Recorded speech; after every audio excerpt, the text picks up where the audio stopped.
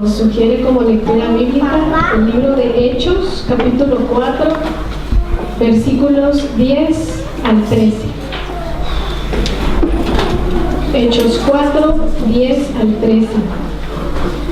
Sea notorio a todos vosotros y a todo el pueblo de Israel que en el nombre de Jesucristo de Nazaret, a quien vosotros crucificasteis y a quien Dios resucitó de los muertos, por él este hombre está en vuestra presencia sano. Este Jesús es la piedra reprobada por vosotros los edificadores, la cual ha venido a ser cabeza del ángulo. Y en ningún otro hay salvación, porque no hay otro nombre bajo el cielo dado a los hombres en que podamos ser salvos. Entonces, viendo el denuedo de Pedro y de Juan, y sabiendo que eran hombres sin letras y del vulgo, se maravillaban y les reconocían que habían estado con Jesús.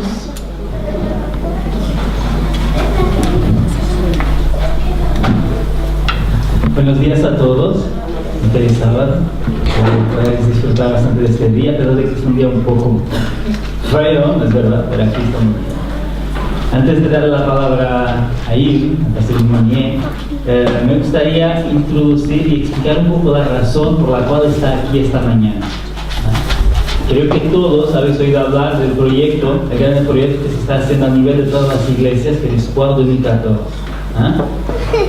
Creo que todos están más o menos al corriente, a lo mejor unos más que otros menos, pero hoy es un día muy importante, porque justamente es un día en el cual vamos a tener la oportunidad de profundizar todavía un poco más este tema. ¿Okay? El pastor Yves Monier está aquí representando el ministerio, está escrito de Estados Unidos. Es un ministerio que va por todo el mundo, que alcanza a todo el mundo, pero que su cuartel general, si queréis, está en Estados Unidos. Y son ellos que van a estar delante de todas esas conferencias en el mes de octubre, del 10 al 25 de octubre. ¿Okay? Él va a estar con nosotros esta mañana. Después vamos a comer aquí y al inicio de la tarde iremos con algunos representantes de todas las iglesias a visitar los locales donde se van a hacer las conferencias. Y a partir de las 4 de la tarde nos encontramos aquí todos, porque van a venir también los demás voluntarios de las demás iglesias y vamos a tener de las 4 hasta las 6 un encuentro especial con Yves Monier y con John Bradshaw, que va a ser el orador de ese programa, de esas conferencias. ¿Okay? Por eso es muy importante que vos podáis disponibilizar para poder estar aquí esta tarde. Después, de las 6 a las 6:30, todos los que son voluntarios para ofrecer un poco de ayuda durante las conferencias, vais a tener una pequeña reunión en grupos, con cada uno, por ejemplo, los que están con los diáconos, se van a juntar los diáconos, los que están con los demás departamentos, se van a juntar cada uno en cada departamento para justamente ya trabajar juntos la idea que vais a poner en práctica durante las conferencias. ¿De acuerdo? ¿Está bien? ¿Habéis entendido? ¿Por qué la razón? De todas formas, es una alegría poder tenerlo aquí. No es siempre que podemos tener a alguien que viene de tan lejos, viene de Estados Unidos. Estaba hablando con él antes, también preguntarle un poquito también sobre su familia y tendrá la oportunidad de explicaros un poco mejor. Y decía, yo tengo una sola mujer y 2 hijos. Está bien. Pero ellos se han disponibilizado durante esos pocos días para estar aquí en Ginebra, para justamente dar todo el peso de la importancia de lo que se va a hacer en la conferencia. ¿De acuerdo? Lo hemos repetido varias veces ya, somos privilegiados. Nosotros somos privilegiados porque hemos sido escogidos, Ginebra ha sido escogida como la ciudad de toda la división, de todos los países de la división. Ginebra fue escogida como el centro donde se van a invertir fondos, gente, personas, para un proyecto de evangelización muy grande. Y esto nos toca a todos. Estamos todos, es un llamado a cada uno de nosotros, es una invitación a que todos podamos tomar parte en ese proyecto. ¿De acuerdo? ¿Ok? Por eso contamos con todos vosotros esta tarde. ¿Okay? Sin más, le voy a dar la palabra a Yves Monier. Y una preguntita solo antes. ¿Quién no entiende el francés? Porque no está muy abuso del francés. ¿Ah? Quería ver más o menos las manos, si muchos o pocos. Vale. Si necesitáis, creo que sí. Vamos a hacer un grupito ahí abajo donde estáis vosotros, ¿de acuerdo? Ahí. Haremos un grupito para los que no estén tan a gusto con el francés, para que haga una traducción. ¿Ok? Bien. Y merci. Va a hacerte la invitación. Quel plaisir d'être avec vous aujourd'hui. Belle journée aujourd'hui, non? Peu importe le temps dehors, peu importe les nuages, peu importe la pluie, c'est le sabbat et c'est toujours une belle journée, une merveilleuse journée quand c'est le sabbat, quand on peut se mettre ensemble, se réunir et louer le Seigneur. Amen. Amen. Et pour moi, c'est vraiment un grand honneur d'être avec vous ici à Genève, à l'église hispanique. Et votre pasteur m'a fait un petit tour du temple ici. C'est un beau temple. Il y a de belles salles, il y a même une place pour le feu. Il y a beaucoup de place pour les gens ici. C'est un beau temple. Et vous êtes ici depuis combien de temps? 3 semaines. 3 semaines. 3 semaines. Et est-ce que ce ne serait pas merveilleux si le Seigneur pourrait vous donner ce temps comme le vôtre? Il faut prier pour ça. On ne sait jamais. Peut-être le Seigneur va faire un miracle et un de ces jours, ce temple ne sera pas simplement un temple protestant, mais ce sera le temple permanent de l'église adventiste hispanique de Genève. Moi, je crois que le Seigneur peut faire des miracles. Vous croyez aussi? Absolument. Mais je dois vous dire que la meilleure partie de cette église, ce n'est pas cette salle, ce n'est pas le fait qu'il y a un endroit où on peut se réchauffer avec un feu, ça c'est pas trop mal non plus. Il y a de belles salles pour l'école du sabbat, ça c'est bien aussi. Il y a des beaux bureaux, il y a de la place devant, il y a même de la place pour parquer la voiture. Pas toutes les églises ont ça. L'église boulevard de la Cluse, pas de place pour parquer là, non? Mais ça c'est pas la meilleure partie de cette église. Vous savez ce qu'est la meilleure partie de cette église? C'est les membres, c'est vous, les beaux sourires, l'amitié, d'être des frères et des sœurs, ça c'est la meilleure partie. Même si on n'était pas dans ce beau temple, ce serait même une belle église, parce que vous êtes de belles personnes, des beaux frères et des belles sœurs. Bon, qui je suis? Je m'appelle Yves Meunier, et si vous regardez dans le bulletin, il manque un N, alors il faut ajouter un N. C'est Meunier avec 2 N. Et naturellement, vous vous dites, ça c'est un nom bien français, mais j'habite depuis 38 ans aux États-Unis. Alors ma langue préférée, c'est vraiment l'anglais.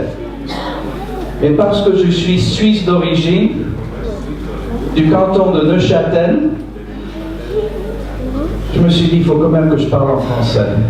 Bien, c'est un peu plus difficile pour moi. Si je commençais à parler en anglais, les mots viennent beaucoup plus facilement. Alors en français, c'est un petit peu plus lentement. Lorsque je vais vous parler, ce sera en franglais. Et j'espère que vous pouvez comprendre le franglais. Et si je fais une faute, il faut pardonner. Vous savez pourquoi? Parce que la Bible dit qu'il faut pardonner. Alors pardonnez-moi si mon français est plutôt anglais. Et si vous ne comprenez pas, il faut m'arrêter, dire pasteur, répéter parce que je n'ai pas pu comprendre. Je travaille avec le ministère qui s'appelle It is Written. Je sais que le pasteur, là, il a dit c'est está escrito. Mais en réalité, c'est escrito está. C'est pas plus correct en espagnol, escrito está. Dans le passé, on appelait escrito, está escrito, mais on s'est dit que ce n'est pas juste. Alors on a changé parce que c'est quand même un espagnol meilleur de dire escrito está. C'est un ministère qui va dans tout le monde. Il y a 3 semaines, on était aux Indes. À la fin de l'année, on sera en Malaisie. Avant d'aller à Malaisie, on va dans un pays... on va à Genève. On sera ici avec un programme qui s'appelle, comme l'a dit le pasteur, Espoir 2014. Comment ça se dit en espagnol? Esperanza? Esperanza 14? 2014. Ok. Ce programme n'est pas simplement un événement. Les gens, quand on parle d'évangélisation, se disent c'est un événement, c'est 2 semaines. Quelqu'un va venir pendant 2 semaines, va prêcher, et il y aura des gens qui viendront, et peut-être des gens seront baptisés, on ne sait pas. Mais je viens vous dire ici que l'évangélisation n'est pas simplement un événement, mais c'est un trajet. C'est un parcours. C'est quelque chose qu'on fait, normalement, on devrait faire chaque jour de notre vie. Amen? C'est pas simplement au mois d'octobre, on va faire de l'évangélisation. Le mois d'octobre, on va inviter les gens à venir à la campagne, aux conférences de pasteur John Bradshaw. Non, non, non, non. L'évangélisation, c'est ce qui se passe aujourd'hui. C'est ce qui se passe demain. C'est ce qui se passe pendant la semaine et chaque jour. Nous sommes tous des témoins du Seigneur Jésus. Et nous avons une responsabilité de témoigner à tout le monde l'amour qu'il a pour le monde. It is written. Escrito está. Et premièrement, un programme de télévision qui apparaît aux États-Unis et partout dans le monde. Je ne sais pas si vous avez pu voir John Bradshaw sur la télévision déjà. Est-ce que certains de vous ont pu voir It is written? Ah. Si vous allez à notre site website, à notre web, c'est It is written. I-T-I-S-W-R-I-T-T-E-N.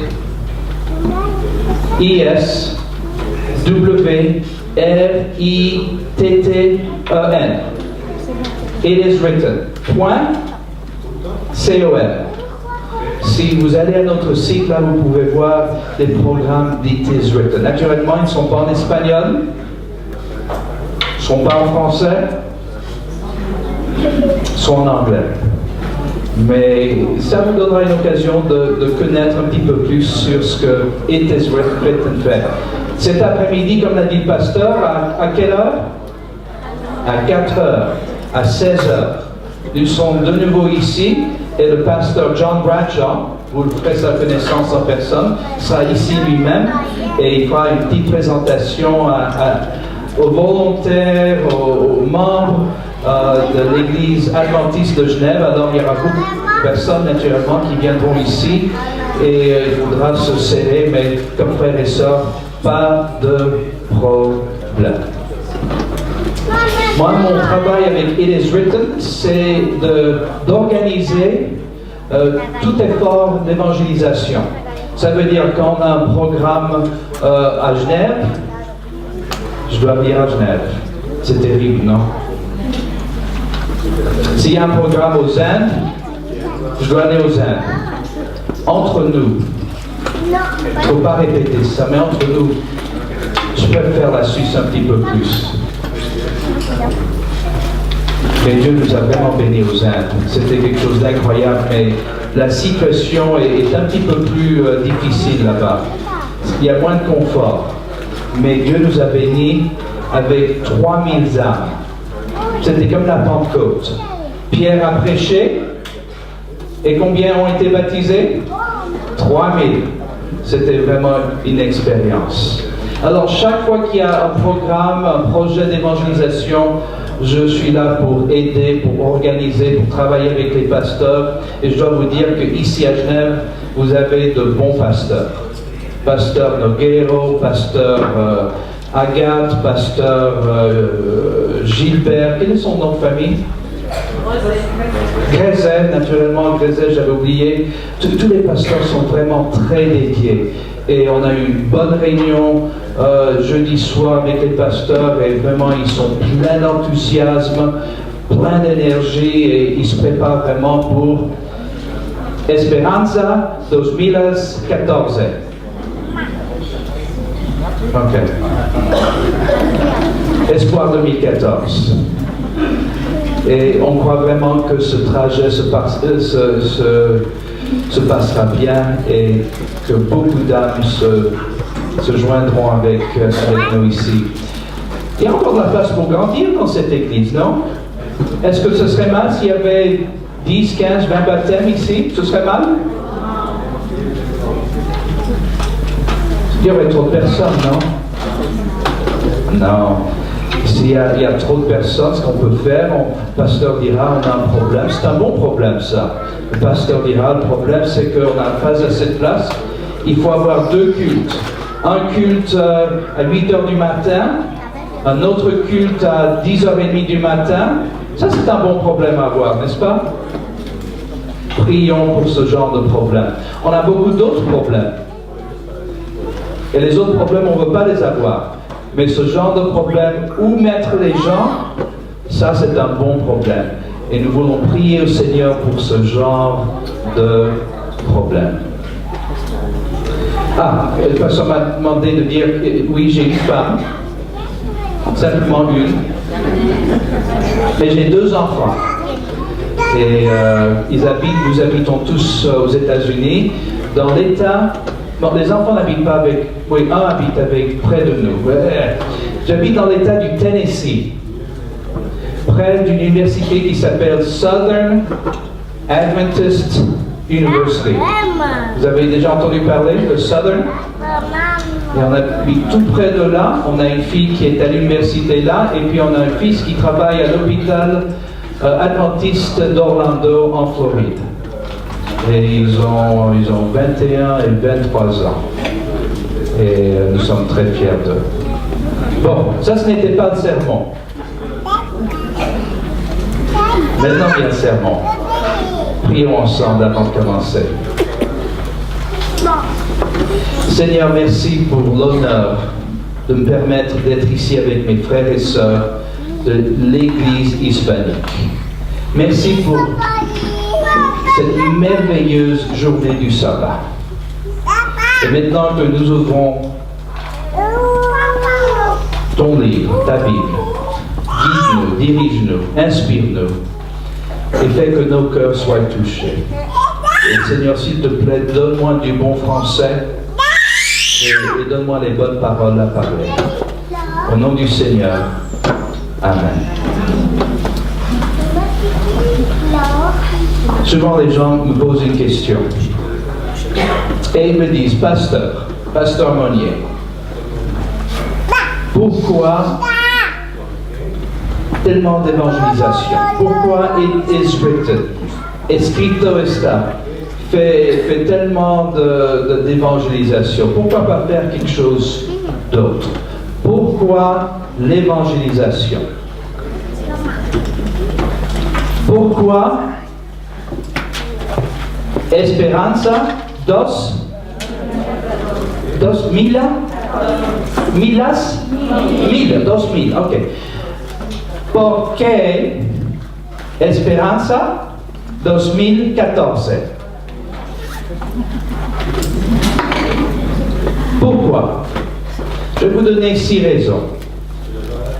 6 raisons pourquoi chaque jour nous devons être des évangélistes pour le Seigneur. Pourquoi? Raison numéro 1. Si vous avez vos Bibles, les raisons viennent directement de la Bible. Allez à l'épître de Matthieu.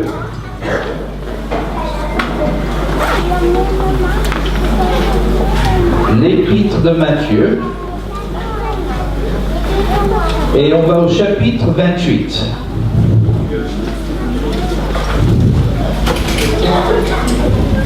Qu'est-ce qu'on trouve à la fin du chapitre 28 de Matthieu? Qu'est-ce que c'est? La grande commission. Comment ça se dit en espagnol? La grande commission. Grande commission. Vous la connaissez bien, n'est-ce pas? Je vais la lire dans un instant, mais allons un petit peu au verset d'avant. Verset 16. C'est intéressant ce qui est marqué là. Les 11 disciples allèrent en Galilée sur la montagne que Jésus leur avait désignée. Est-ce que vous avez remarqué que toute grande chose se passe sur une montagne? Mais c'est vrai. Les 10 commandements,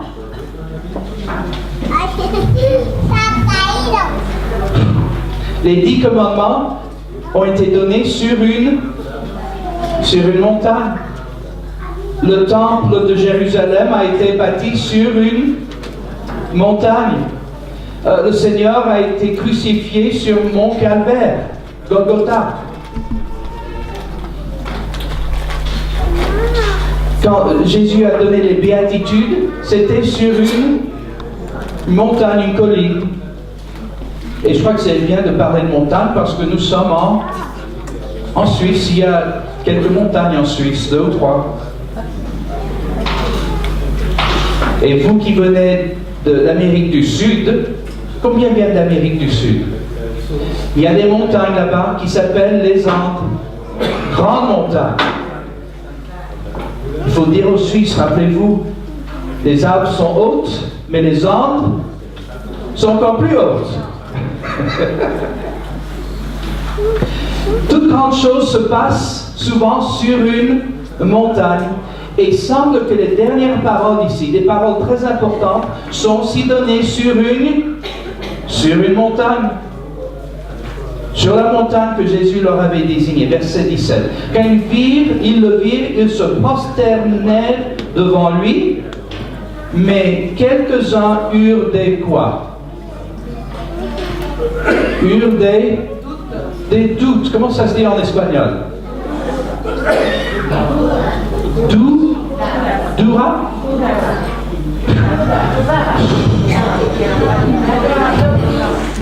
Muy difícil. Duda. Et doute. Je sais que vous aurez de la peine à le croire.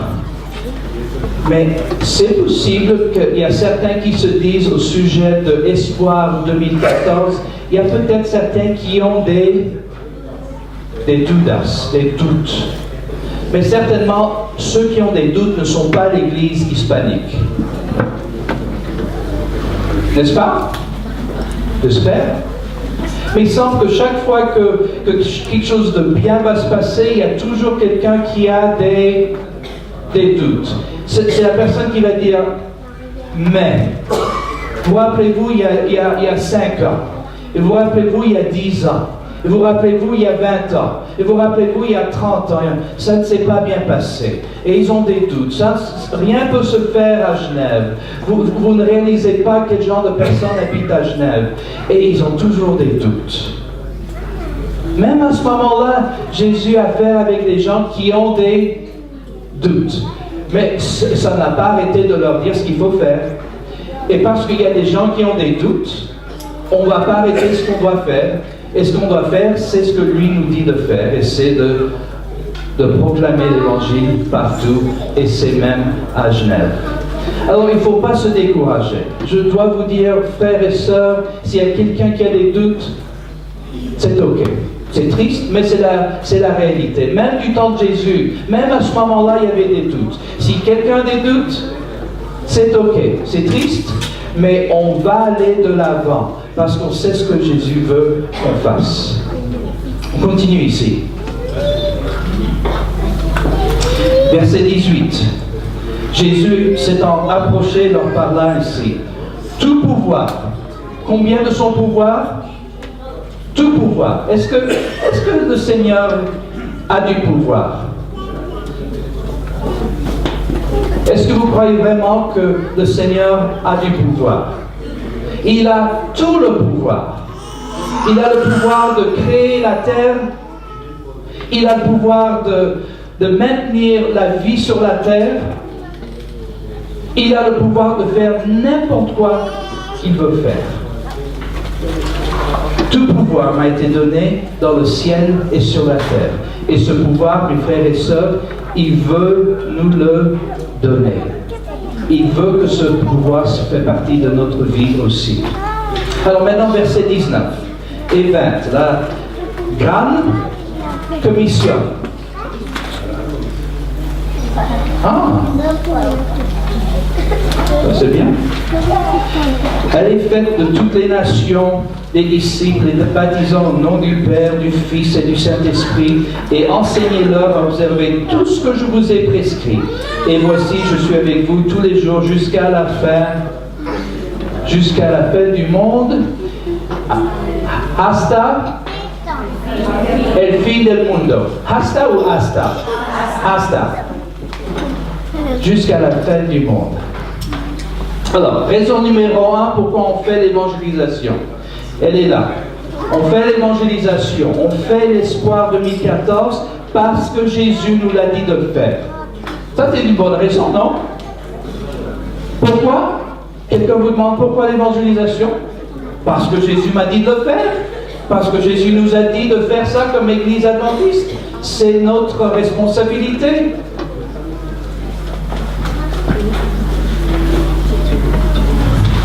Je sais que vos enfants ne sont pas comme les miens. Mais quand les miens étaient petits, plus petits, maintenant,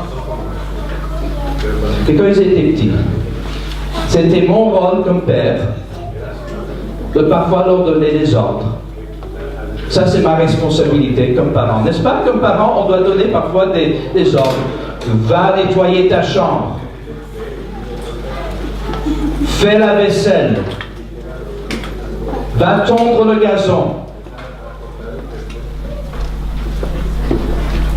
C'est mon rôle comme père de faire ça. Et vous savez ce que mes enfants faisaient parfois? Je sais que vos enfants n'ont jamais fait ça. Jamais, jamais, jamais, jamais. Ce sont des enfants américains qui font ça.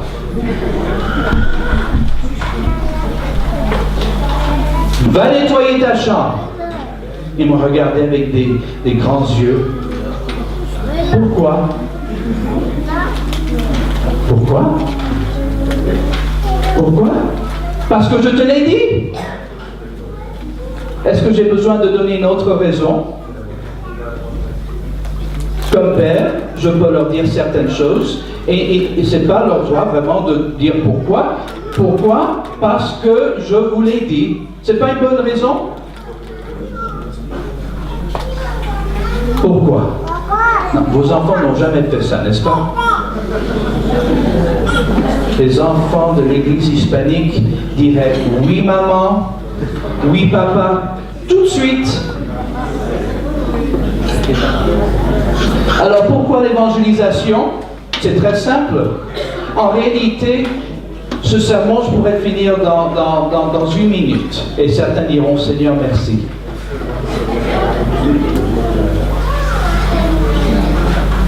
Parce qu'en réalité, pourquoi l'évangélisation? On n'a pas besoin de 6 raisons, on a simplement besoin d'une raison, et la raison est parce que notre Père Céleste, parce que Jésus nous a dit de le faire. Et c'est vraiment la seule raison qu'on a besoin. Et parce que nous sommes parfois comme des enfants, comme mes enfants. Je vais vous donner 5 autres raisons, parce qu'eux me disaient pourquoi, et après, maintenant, je vais leur expliquer pourquoi. Alors, je vais vous donner 5 autres raisons, mais en réalité, nous avons besoin de seulement une raison, et c'est celle-ci. Pourquoi l'évangélisation? Parce que le Seigneur nous l'a dit. Raison numéro 2. Pourquoi Espoir 2014? Pourquoi ce séjour? Pourquoi? Numéro 2, l'évangélisation permet aux gens de connaître Jésus, celui qui sauve du péché. Vous réalisez que votre pasteur, bien qu'il soit le meilleur pasteur, ne peut pas sauver. Il n'a pas le pouvoir de sauver les gens. John Bradshaw, l'orateur de It Is Written, Escrito Está, lui n'a pas le pouvoir de sauver les gens. Aucun pasteur ne peut sauver les gens. Je ne peux pas sauver les gens. Qui sauve? Qui sauve? Jésus. Jésus sauve, seulement Jésus. Mais c'est notre responsabilité de présenter toute personne à Jésus, celui qui sauve. Ouvrez vos Bibles à Corinthiens, l'épître, la seconde épître de Corinthiens, chapitre 5.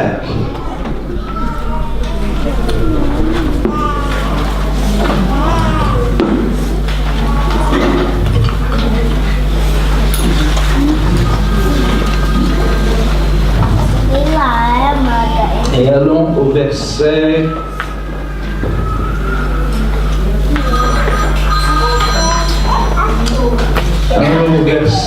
20.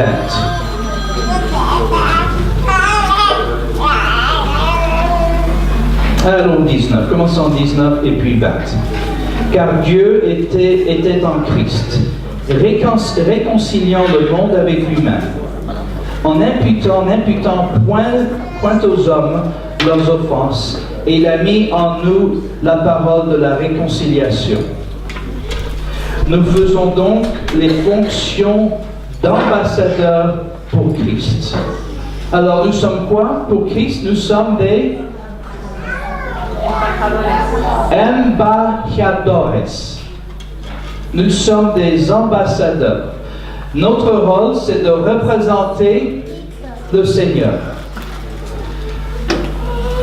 Notre rôle, c'est de présenter les personnes à celui qui sauve, et ça, c'est le Seigneur. Frères et sœurs, je ne sais pas si vous avez remarqué, mais tout autour de nous, nous avons des tonnes de personnes. Combien de vous allez au travail en bus? Combien de vous allez au travail en tram? Combien de vous n'allez pas au travail? Il faut prier pour vous. Il faut prier pour vous, c'est important. Mais quand on va au magasin, quand on va au bus, à droite et à gauche, regardez autour de vous. Est-ce que vous réalisez que toutes ces personnes, beaucoup d'entre elles sont vraiment malheureux, sont tristes? Beaucoup de ces personnes n'ont pas d'espoir. Beaucoup croient que la seule façon d'avoir de la joie, c'est d'acheter un petit peu plus. C'est d'avoir un appartement plus grand. C'est d'avoir un chalet dans les montagnes. C'est d'avoir une voiture un petit peu plus grande. Mais à la fin de la journée, est-ce que toutes ces choses peuvent vraiment nous donner de l'espoir et de la joie? Absolument pas. Tout autour de nous, nous avons tellement de personnes qui n'ont aucun espoir. Ils sont tristes, ils cherchent. Ils ne réalisent pas qu'ils cherchent, mais ils cherchent. Et notre rôle comme ambassadeur, c'est de les présenter à celui qui sauve. Je vais vous montrer quelque chose. Comme ambassadeur du Seigneur. Vous voulez être ambassadeur, n'est-ce pas? Introduire, présenter les gens qui n'ont pas d'espoir à celui qui donne de l'espoir. J'ai quelque chose qui s'appelle un glow tract. Vous connaissez les glow tracts? On a imprimé spécialement pour Espoir 2014, parce qu'à la page arrière, il y a le logo d'Espoir 2014, il y a une photo de John, il y a des autres détails, mais c'est vraiment, on les a imprimés pour Espoir 2014. Pour ce voyage, j'en ai emmené plus de 100 kilos de ces glow tracts. L'aéroport ne m'aime pas beaucoup. Les gens qui travaillent pour la ligne, comment ça se dit? Airline. Aérienne, c'est ça, merci beaucoup. La ligne aérienne, ils ne m'aiment pas beaucoup. Je suis venu avec ces 3 boîtes. Et tout ça faisait plus de 100 kilos. Mais j'en ai amené 27 000 de ces glow tracts. Et la raison, c'est qu'on veut que chaque membre, chaque jeune personne en ait avec eux, prêt à distribuer. Par exemple, celle-ci dit « Où est Dieu quand je souffre ?» On a tous des tragédies dans la vie. Ça, vous pouvez facilement distribuer. Les gens verront ça et certains diront « Ah, je ne suis pas intéressé ». Mais il y aura certains qui diront « c'est vrai, oui, Dieu, quand je souffre, ils commenceront à lire et ils se diront, ça, c'est vraiment la réponse. On a un autre ici qui s'appelle une foi intelligente. Et ça a à faire avec la prophétie de Daniel 2. Nous savons la fin du monde, comment ça va se passer. Les gens ne savent pas. Eux croient qu'ils vont mourir et puis c'est fini, il n'y a plus rien d'autre. Nous savons qu'il y a beaucoup dans le futur. Amen? Dans l'avenir. Alors ça leur donnera un espoir. Et puis celle-ci s'appelle un cadeau pour vous et c'est sur l'évangile, le gospel, sur le salut. Alors, le pasteur Noguero vous en donnera, mais ça, vous gardez ça dans votre poche là, et vous pouvez donner ça à la personne au magasin qui prend vos sous, un petit cadeau pour vous. La plupart probablement mettront ça dans la poubelle, mais qui sait, peut-être une ou deux liront ça et quelque chose touchera leur cœur. Alors, je vous encourage comme ambassadeur de prendre chaque sabbat, le pasteur vous en donnera d'en prendre et de les distribuer à droite et à gauche. Et avant de distribuer chaque jour, Seigneur, bénis ces dépliants. Comment ça se dit en...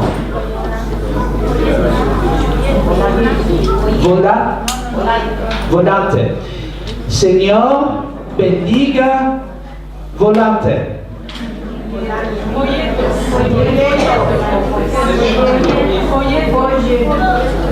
Je remercie que le Seigneur comprend le mauvais espagnol. Seigneur, bénis ces petites feuilles. Et Seigneur, fais que ces feuilles touchent quelqu'un. Est-ce qu'on peut distribuer ça? Est-ce que c'est quelque chose que vous pouvez faire? Est-ce que c'est difficile? Dieu ne vous demande pas de prêcher. Mais ça, c'est quelque chose de très simple que tout le monde peut faire. C'est petit, dans un sac, dans la poche. On peut facilement distribuer ça. Pourquoi l'évangélisation? Numéro 1, parce que le Seigneur nous dit de le faire. Pourquoi l'évangélisation? Parce que nous sommes des ambassadeurs et nous avons l'occasion, avec ceci et d'autres façons, de présenter aux personnes celui qui donne de l'espérance, celui qui donne le salut. Ça, c'est deux raisons. Raison numéro 3. Parce que Dieu change la vie de ceux qui s'investissent dans l'évangélisation. Laisse-moi vous poser cette question, ou dire ça. Si votre vie est spirituelle est assez plate, si les choses dans votre vie spirituelle n'ont pas l'air d'être vraiment en vie, la meilleure chose à faire, c'est de se lancer dans du travail missionnaire. J'ai découvert ça il y a longtemps que quand je sers le Seigneur et je parle de lui à de différentes personnes, ça me donne une énergie qui vient du ciel. Pourquoi l'évangélisation? Parce que ça nous change. Oui, ça change les autres aussi, mais la personne qui est la plus changée, c'est moi. C'est moi. Je vais vous donner une petite histoire ici. On était dans la ville de Las Vegas. Est-ce que vous croyez que Las Vegas a besoin d'évangélisation? Aïe, aïe, aïe, Las Vegas. Vous savez ce que c'est ça? Slot machines. Il y en a ici en Suisse aussi? Oh, c'est terrible. À Las Vegas, est-ce que quelqu'un est déjà allé à Las Vegas? Il ne faut pas y aller. Seulement pour l'évangélisation. Et vous réalisez que la seule raison que cette ville existe au milieu du désert, parce que vous savez que c'est vrai, c'est au milieu du désert, plein milieu du désert. La seule raison qu'il y ait une ville, aussi grande ville au milieu du désert où il n'y a presque pas d'eau, c'est parce qu'il y a des casinos. À l'aéroport, il y a des slot machines. Comment ça se dit en français? Des machines à sous?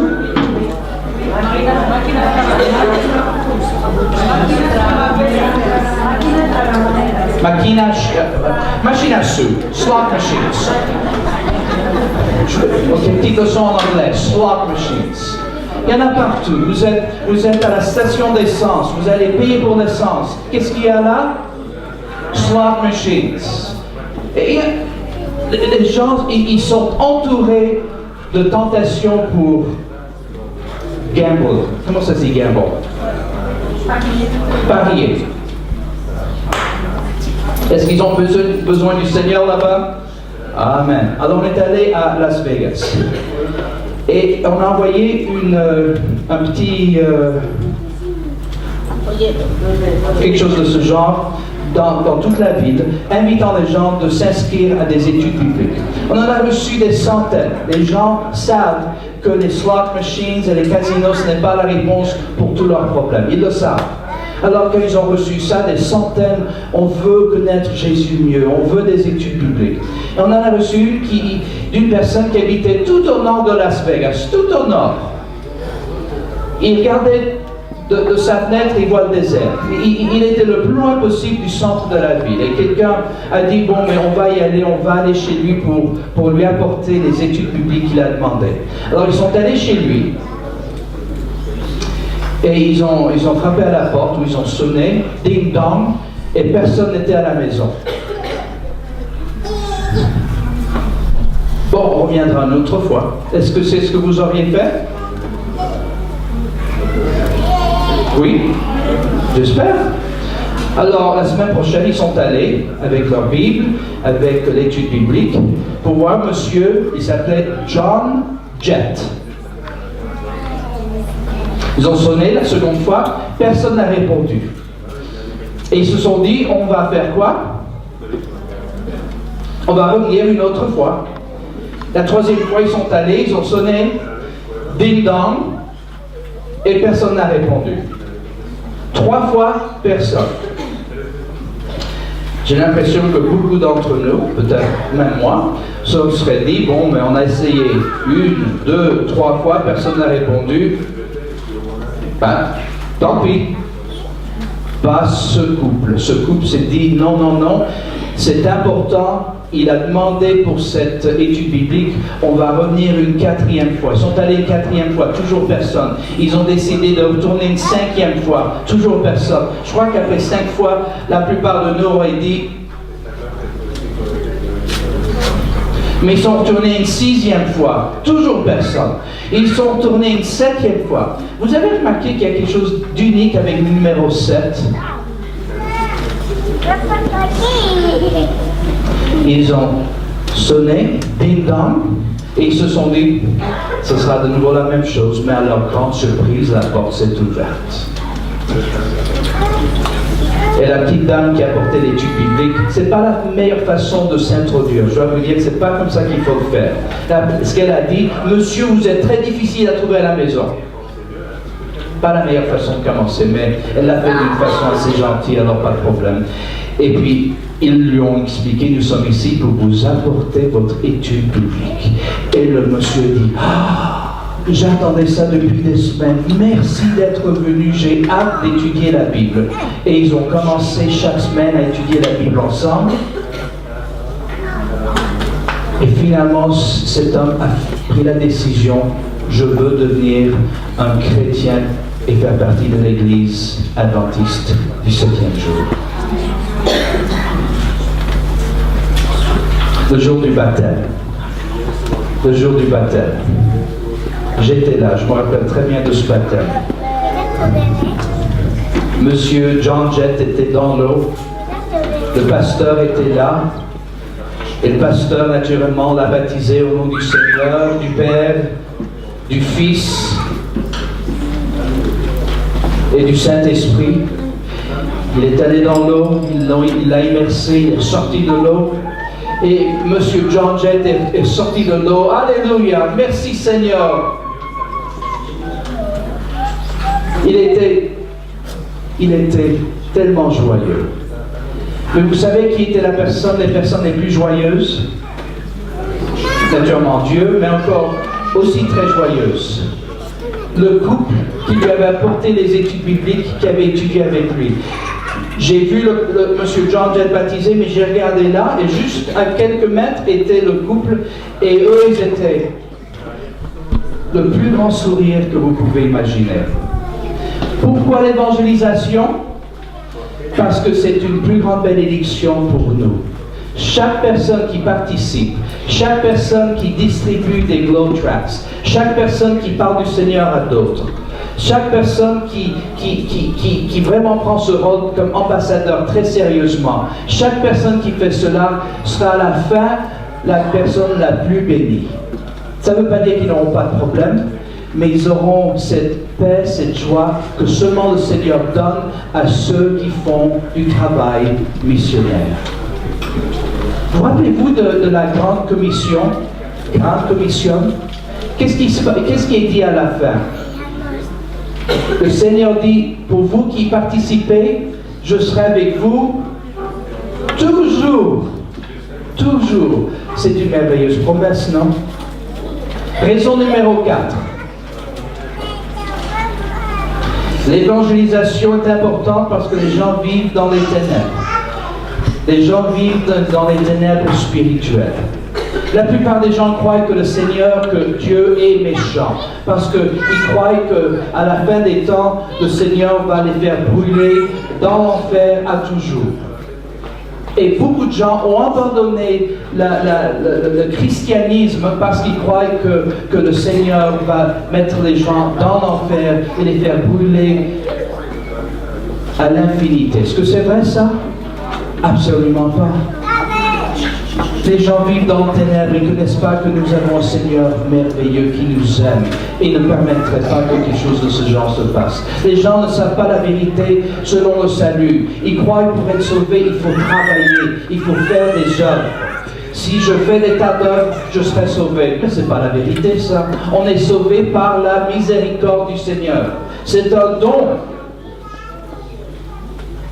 Les gens ne savent pas que le jour sacré, c'est le sabbat, le samedi, et pas le dimanche. Les gens vivent dans les ténèbres. Les gens croient que quand les gens meurent, ils vont où? Ils vont au purgatoire, ou ils vont au ciel, ou à l'enfer naturellement, mais ce n'est pas vrai. Quand les gens meurent, où vont-ils? Ils dorment, ils sont dans la terre jusqu'à la fin quand le Seigneur reviendra et les réveillera.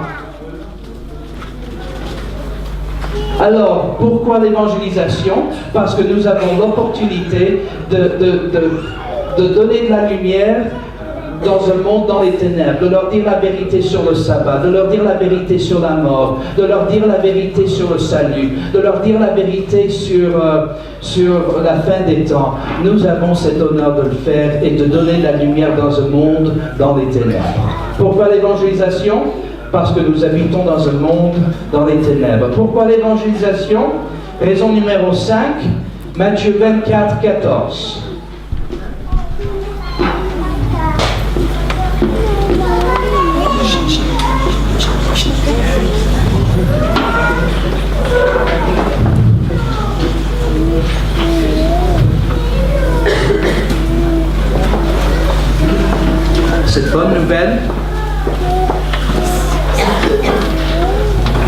Cette bonne nouvelle du royaume sera prêchée dans le monde entier pour servir de témoignage à toutes les nations.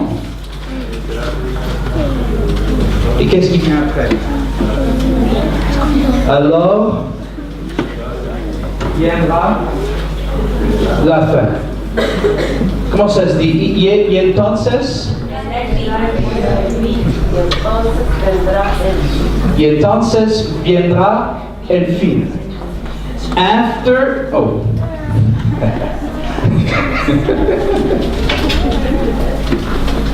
La fin viendra seulement après qu'on ait prêché l'évangile. Combien de vous voudraient voir la fin du monde? Combien de vous voudraient voir le retour du Seigneur? Ben, ça nous dit clairement, avant que le Seigneur revienne, il faut faire quoi? Et si on veut que le Seigneur revienne le plus vite possible, il faut faire exactement ce qui est marqué là. Il ne faut pas s'étonner que le Seigneur ne soit pas revenu parce qu'on n'a pas touché toute nation. On n'a pas encore touché toute communauté ici à Genève.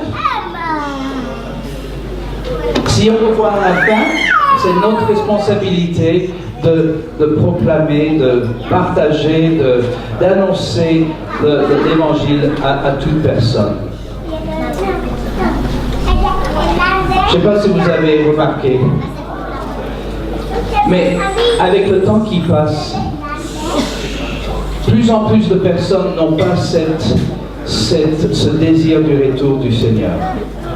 Qu'est-ce que veut dire le mot adventiste? Adventiste. Qu'est-ce que ça veut dire? C'est ceux qui espèrent, qui ont l'espoir du retour du Seigneur. Et beaucoup d'adventistes ne sont plus très adventistes. Non, je ne parle pas de l'église hispanique ici, naturellement. Mais j'ai remarqué dans mes voyages qu'il n'y a plus cette ferveur que les adventistes avaient pour le retour du Seigneur. Parce que les gens te diront, mais on nous a prêché que le Seigneur va revenir depuis si longtemps, il n'est toujours pas de retour. Et ils commencent un petit peu à douter le retour du Seigneur. Je vais vous donner cette petite illustration. Quand tu demandes à un enfant, une petite fille, un petit garçon, tu leur dis, est-ce que tu voudrais que le Seigneur revienne? L'enfant dira tout de suite, mais absolument, je veux que le Seigneur revienne. Parce qu'ils ont appris ça à l'école du sabbat, ils ont appris ça à la maison dans les histoires que leurs parents leur racontent le soir avant de se coucher. Bien sûr que je veux que le Seigneur revienne. Mais quelque chose se passe quand ils vieillissent un petit peu. Tu demandes la même question à un adolescent, tu leur demandes, est-ce que tu voudrais que le Seigneur revienne? L'adolescent dira, mais bien sûr je veux que le Seigneur revienne. Parce que c'est la bonne réponse. Il faut dire oui, bien sûr, on veut que le Seigneur revienne. Mais ils diront, mais, pas avant que je me marie.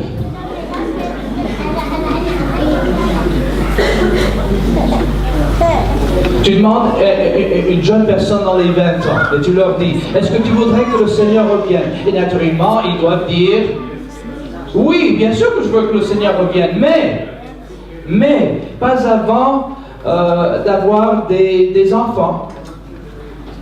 Je voudrais avoir la joie d'avoir une petite fille ou un petit garçon.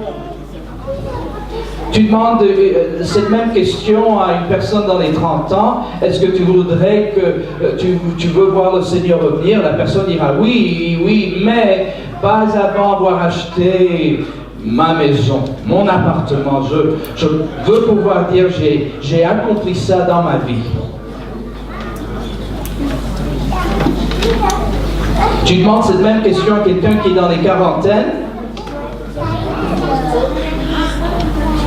et ils te diront la vérité c'est que je voudrais que le Seigneur vienne, mais avant qu'il vienne je voudrais atteindre mes objectifs professionnels.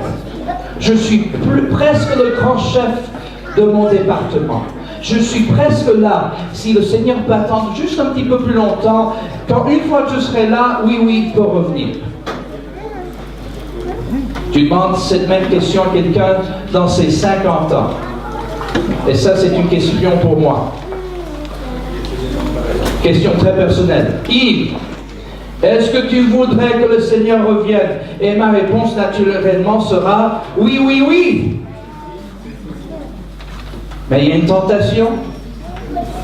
Mais pas avant d'avoir des petits-enfants. Ce week-end est très important, je vais vous dire un secret. Ce week-end, mon fils va faire une proposition à une jeune fille de mariage. Ce week-end, en Floride.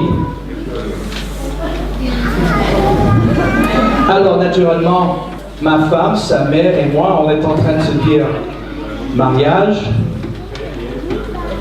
petits-enfants, Seigneur, reviens, la tentation, mais pas avant les petits-enfants.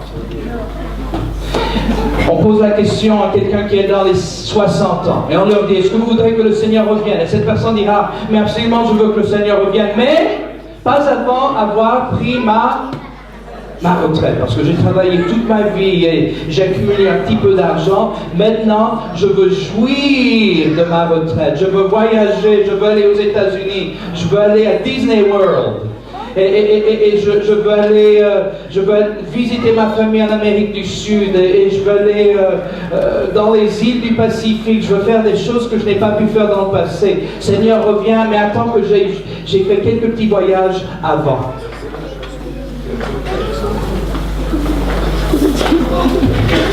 On demande cette même question à quelqu'un qui est dans ses 70 ans, 70 ans. Est-ce que vous voulez que le Seigneur revienne? Et cette personne dira oui. Bien sûr que je veux que le Seigneur revienne, et puis ils diront plus rien d'autre, parce que quand on a 70 ans, 70 ans, on sait qu'il n'y a rien d'autre qui est mieux. Oh, ma prière, c'est qu'on soit comme les petits enfants. Seigneur, reviens, oui, je veux que tu reviennes. Qu'on soit comme ceux qui ont l'expérience de la vie, qui savent de trop et savent qu'il n'y a absolument rien dans cette vie qui est mieux que le retour du Seigneur. Je veux comme adventiste qu'on retrouve cette ferveur. Oui, Seigneur, reviens, reviens, reviens. Et la seule façon que le Seigneur reviendra le plus vite possible, c'est si on fait l'évangélisation. Et ça c'est la raison numéro 5. Et finalement, la raison numéro 6. Et on finit le sermon. Pourquoi l'évangélisation? Parce que c'est quelque chose que je dois faire. Qu'est-ce que tu veux dire? Hechos 4. Versículo 18, comment ça se dit?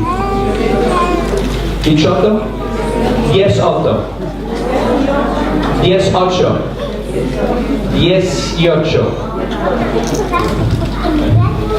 Je parle un petit peu d'italien et je mélange. 18 in italiano. Ok, alors Hechos 18, 13, verset 18, Hechos 4, pardon, 4, verset 18. Regardez ce qui est marqué là. Les ayant appelés, ça c'est le Sanhédrin qui a appelé Pierre et Jean, ils leur défendirent absolument de parler, d'enseigner au nom du Seigneur. Ce qui leur dit, plus d'évangélisation, plus, ce n'est plus permis, vous êtes interdits de faire ça. Pierre et Jean leur répondirent, jugez s'il est juste devant Dieu de vous obéir plutôt qu'à Dieu, car nous ne pouvons pas en parler de ce que nous avons vu et entendu. Ce qu'ils leur ont dit, vous pouvez nous interdire, mais nous on doit le faire. C'est quelque chose de plus grand. C'est quelque chose qu'on doit le faire. La raison qu'on fait l'évangélisation, c'est parce que quelque chose dans nous nous force à le faire. Dans la Bible, Jean 4, il y a une histoire d'une Samaritaine. Vous vous rappelez l'histoire de la Samaritaine? Elle avait une très mauvaise vie. Et en cette journée, elle croyait que ce serait une autre journée misérable. Elle allait chercher son eau au puits à quelle heure? Midi. Pourquoi? Parce qu'elle voulait voir personne d'autre. Pourquoi? Parce que tout le monde parlait d'elle. Pourquoi? Parce qu'il y avait beaucoup de choses à parler d'elle. Pourquoi? Parce qu'elle avait fait tellement de choses terribles. Et les gens parlaient derrière son dos. Les gens parlaient non seulement derrière son dos, mais en réalité parlaient devant elle. Ils l'insultaient, la moquaient parce que c'était une femme terrible. Elle avait fait de très mauvais choix. Alors elle allait au puits le midi. Elle va au puits cette journée-là, encore une autre journée misérable pour elle. Elle va au puits et elle rencontre Jésus. Et sa vie dans la prochaine heure, prochaine 30 minutes a complètement changé. Le Seigneur lui a ouvert les yeux. Le Seigneur lui a parlé de la vraie eau. Le Seigneur lui a donné du courage. Le Seigneur lui a dit, je suis le Messie, celui qui vient sauver. Qu'est-ce qu'elle a fait, cette Samaritaine? Elle ne pouvait faire rien d'autre. Elle a laissé tomber sa cruche d'eau. Elle a oublié la raison qu'elle était venue au puits. Ce n'était plus important. Elle a laissé sa cruche d'eau, elle a laissé l'eau, elle a laissé le puits, elle a laissé le Seigneur. Qu'est-ce qu'elle a fait? Elle a couru au village. Et qu'est-ce qu'elle a fait? Elle a annoncé, Personne. Venez, venez. Venez. J'ai trouvé le Messie, celui qui connaît tout, celui qui sauve. Et qu'est-ce qu'ont fait les gens? Les gens, quoi, il y a le Messie qui est là. Et ils sont tous venus. Et vous lisez dans le chapitre 4, le Seigneur a passé 2 jours là, et les gens de ce village ont accepté le Seigneur. Tout a commencé, pourquoi? Parce que cette femme elle était forcée d'annoncer la bonne nouvelle à toute personne. Pourquoi l'évangélisation? Parce que quand le Seigneur est dans notre vie, quand le Seigneur fait partie de notre expérience spirituelle, quand le Seigneur est dans notre cœur, on doit le faire. C'est une conséquence de la relation que nous avons au Seigneur, avec le Seigneur. Une petite histoire pour finir. Je vous promets que c'est fini. Regardez, je ferme. Cette histoire vient d'Amérique du Sud. Alors certains de vous l'apprécieront. Une vieille dame qui ne savait ni lire ni écrire. Vieille dame, ni lire ni écrire, a senti dans son cœur un besoin de faire plus, de devenir un ambassadeur, une ambassadrice. Voilà, il faut m'aider. Ambassadrice. Et elle s'est dit, je dois faire quelque chose. Je ne peux pas rester à la maison assis devant ma télévision et ne faire rien. Alors elle est allée prendre un cours d'1 semaine pour apprendre à comment partager le Seigneur avec d'autres personnes. Les autres qui étaient là étaient beaucoup plus jeunes qu'elle. Ils la regardaient et disaient, qu'est-ce qu'elle va faire cette dame? Elle est trop vieille pour faire du travail missionnaire. Qu'est-ce qu'elle peut faire en plus? Elle ne sait pas lire, elle ne sait pas, elle ne sait pas écrire. Qu'est-ce qu'elle peut faire? Elle devrait rester, elle aurait dû rester à la maison, regarder la télévision parce que c'est la meilleure chose qu'elle puisse faire. Mais elle devait faire quelque chose. Alors elle a écouté, elle a appris, elle est retournée à la maison, elle s'est dit, Seigneur, montre-moi comment toucher mes voisins. Mes voisins qui jusqu'à maintenant n'ont eu aucun intérêt. Seigneur, je sais que je ne sais pas lire, je sais que je ne sais pas écrire, je sais que je suis vieille, je sais que je n'ai pas de talent pour parler, je sais que je suis très limité, mais Seigneur, je dois faire quelque chose. J'ai ça dans mon cœur, je dois faire quelque chose et tu m'as dit que je dois faire quelque chose. Alors, elle s'est dit, je sais ce que je vais faire. Alors, elle a pris sa Bible. Et vous me dites, une Bible? Pourquoi a-t-elle une Bible? Elle ne sait même pas lire. Simplement parce que quelqu'un ne sait pas lire, ça ne veut pas dire qu'ils n'ont pas de Bible.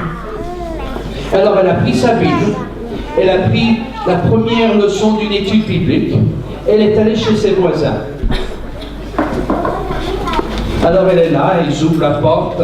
Ah Maria, quel plaisir de te voir. Comment vas-tu? Ils ont parlé du temps, ils ont parlé de la famille. Et puis finalement, Maria leur dit, vous savez, j'ai besoin de votre aide. Vieille dame, rappelez-vous. On ne peut jamais dire non à une vieille dame qui demande de l'aide. Si quelqu'un dit non à une vieille dame qui demande de l'aide, shame on you. Comment ça se dit en français? Honte à toi. Voilà, honte à toi. Maria, qu'est-ce qu'on peut faire pour toi? Ah, j'ai un problème. J'ai cette leçon que j'ai tellement envie de faire. Mais vous savez que je ne sais pas lire. Et vous savez que je ne sais pas écrire. Est-ce que vous pouvez m'aider? Mais bien sûr, Marie, on sera très content de t'aider. Alors, chaque semaine, Marie est allée avec sa leçon, avec sa Bible, et eux, ils ont aidé Maria à faire la leçon biblique. Et ils ont aidé Maria, ils ont écrit les réponses eux-mêmes. Qu'est-ce que vous croyez qui s'est passé? Hein? À la fin, c'est pas Maria qui a appris le plus, c'est eux. Ils ont appris la vérité sur la mort, ils ont appris la vérité sur le retour du Seigneur, ils ont appris tout sur le sabbat, le change du samedi au dimanche. Ils ont appris toutes ces choses-là. Ils ont appris au sujet du baptême et ils ont posé une question. Maria, je sais, nous savons que cette leçon était pour vous parce que c'est vous qui avez... Mais vous savez, nous sommes intéressés. Est-ce que si nous, on voulait être baptisés, qu'est-ce qu'on devrait faire? Marie a dit, moi, il n'y a pas de problème. La semaine prochaine, je reviens avec mon pasteur. La semaine prochaine, elle revient avec le pasteur. Et quelques semaines plus tard, toute cette famille a été baptisée. Vieille dame. Pas lire. C'est pas écrire, mais Dieu l'a employé pour emmener des âmes au Seigneur. Pourquoi l'évangélisation? Pourquoi? Parce que ça fait partie de ce que nous sommes comme chrétiens. Et vraiment, je me réjouis de travailler avec vous pendant les prochaines semaines, prochains mois. En octobre, on fera nos conférences et ensemble, nous jouirons d'une big harvest. Moisson. Non, je crois pas. Moisson, je crois que c'est une grande moisson. Ensemble, nous jouirons d'une grande moisson. Prions ensemble. Seigneur, merci pour la patience de mes frères et sœurs de l'Église hispanique.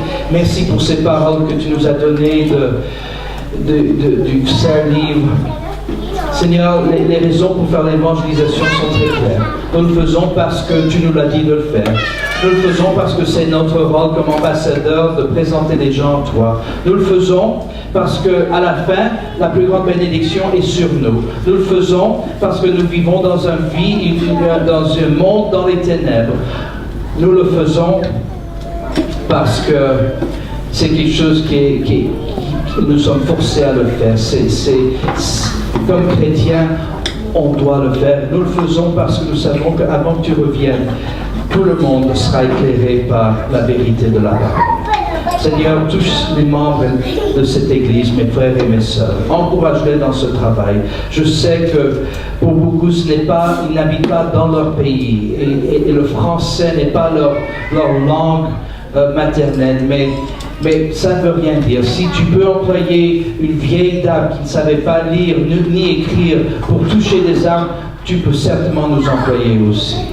Seigneur, aide-nous. Nous voulons voir cette Église grandir. Nous voulons voir tous les sièges remplis dans cette Église. Nous voulons être sûrs que chaque place, chaque coin soit plein de personnes dans cette Église. Aide-nous, Seigneur, nous te demandons. Bénis-nous maintenant à la fin de ce sermon, de ce culte, au nom du Seigneur.